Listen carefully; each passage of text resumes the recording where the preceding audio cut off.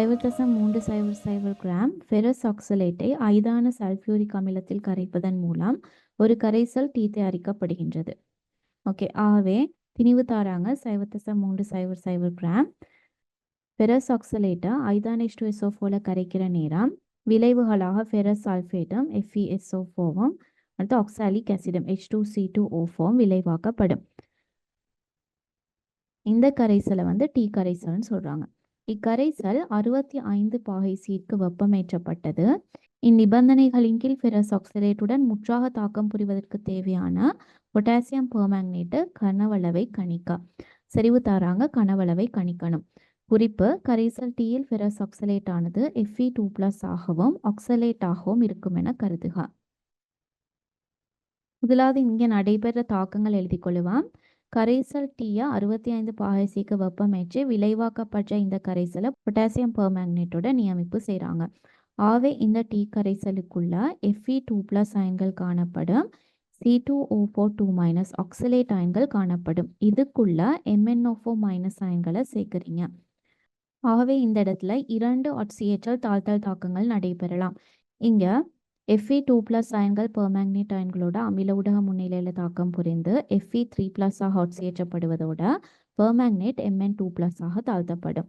அடுத்தது oxalate அயன்களும் permanganate அயன்களோட தாக்கம் புரிந்து அமில ஊடக முன்னிலையில் Mn2+ அயன்களாக தாழ்த்தப்பட்டதோட CO2 ஆக ஆக்சியேற்றம் அடையும். ஓகே, இந்த 2 தாக்கங்களையும் எழுதி கொள்ளுவான். முதலாவது C2O4 ஆக்சலேட் அயன்கள் பெர்மாங்கனேட் அயன்களோட MnO4- அயன்களோட அமில ஊடக முன்னிலையில தாக்கம் புரிந்து CO2 ஆக ஆக்சியேற்றப்படும்.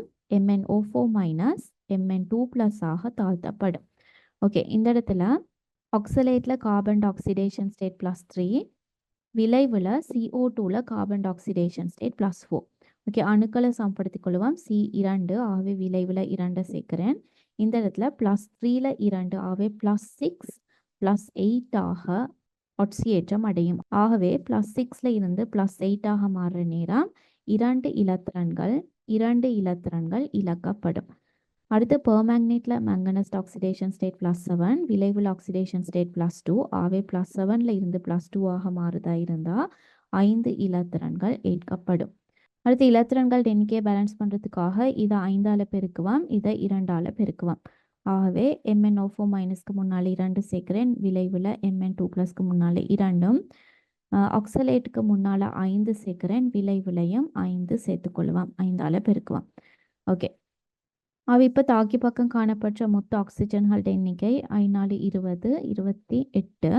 விளைவு பக்கம் 20 காணப்படுது. ஆகவே விளைவு பக்கம் இன்னும் 8 சேர்க்கறதுக்காக 8 H2O சேர்த்துக்கொள்ளுவோம். அடுத்து ஹைட்ரஜன் எண்ணிக்கையை பேலன்ஸ் பண்ணுறதுக்காக தாக்கி பக்கம் 16 H+ சேர்த்துக்கொள்ளுவோம். ஓகே, இதுதான் சமப்படுத்தப்பட்ட ரசாயன சமன்பாடு. அடுத்து நடைபெற இரண்டாவது ஆக்சிடேஷன் ரிடக்ஷன் ரியாக்ஷனை எழுதி கொள்ளுவோம். இந்த கரைசலில் காணப்பட்ட Fe2+ அயன்களும் பெர்மாங்கனேட் அயன்களோட அமில ஊடக முன்னிலையில் தாக்கத்துக்கு உட்படும். ஆகவே Fe2+ அயன்கள் MnO4- தாக்கம் புரிந்து H+ அமில ஊடக முன்னிலையில் ஃபெரிக்காக ஆக்சியேற்றப்படும். ஃபெரஸ் ஃபெரிக்காக ஆக்சியேற்றப்படும். அடுத்து Mn2+ விளைவாக்கப்படும். ஓகே, அடுத்து சமப்படுத்தி கொள்ளுவோம். Fe2+ல இருந்து Fe3+ போகிறனால ஒரு இலத்திரன் இழக்கப்படும். இங்கே மேங்கனஸ் ஆக்சிடேஷன் ஸ்டேட் +7, +7ல இருந்து +2 போகிறனால 5 இலத்திரன்கள் ஏற்கப்படும். 5 இலத்திரன்கள் ஏற்கப்படும். அடுத்து எலக்ட்ரான் கவுண்ட்டை பேலன்ஸ் பண்ணுறதுக்காக முதலாவது 5ஆல் பெருக்கிக் கொள்ளுவோம், இரண்டாவது 1ஆல் பெருக்கிக் கொள்வீங்க. ஓகே, ஆகவே Fe2+க்கு முன்னால் 5, விளைவில் Fe3+க்கு முன்னால் 5. ஓகே, அடுத்து ஆக்சிஜனை பேலன்ஸ் பண்ணுவோம். தாக்கி பக்கம் 4 ஆக்சிஜன் காணப்படுறதுனால விளைவு பக்கம் 4 H2O சேர்த்துக்கொள்வீங்க. அடுத்து ஹைட்ரஜன் கவுண்ட்டை பேலன்ஸ் பண்ணுறதுக்காக தாக்கி பக்கம் 8 H+ சேர்த்துக்கொள்ளுவோம். நடைபெற தாக்கங்கள் 2ஐயும் எழுதி கொண்டுட்டோம். இந்த 2 தாக்கங்களையும் வச்சு பொதுவான ஒரு தாக்கத்துக்கு கொண்டு வருவோம். ஆகவே இங்கே நடைபெற தாக்கம் 5 ferrous oxalate FeC2O4 + 3 permanganate MnO4- + 16 + 8 24 H+, விளைவுகள் 5 Fe3+, 10 carbon di oxide, 3 Mn2+, 12 H2O. அடுத்து தரவுல தராங்க பயன்படுத்தப்பட்ட ஃபெரஸ் ஆக்சலேட்ட திணிவு தெரியும் 0.300 கிராம். அடுத்து ஃபெரஸ் ஆக்சலேட்ட மூலர் திணிவும் தெரியுமா இருந்தா இந்த குறித்த பெர்மாங்கனேட் கரைசலோட தாக்கம் புரிந்த ஃபெரஸ் ஆக்சலேட்ட மூலளவை கணிக்கலாம்.